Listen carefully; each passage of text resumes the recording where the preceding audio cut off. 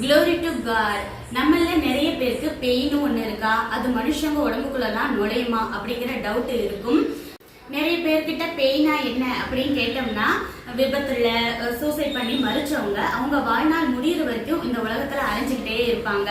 அவங்க மனுஷங்களுக்குள்ள நுழைஞ்சு நிறைய தொந்தரவு கொடுப்பாங்க. அவங்களதான் நம்ம பெயின் சொல்றோம் அப்படின்னு நினைப்பாங்க. நிச்சயமா இல்ல.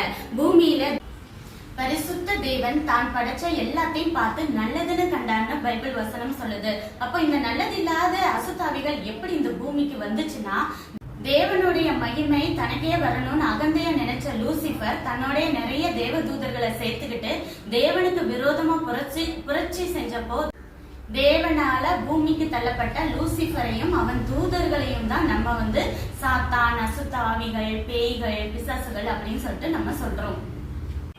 மனிதன் இறந்த உடனேயே அவனுடைய ஆவி தேவன்கிட்ட போயிடும்.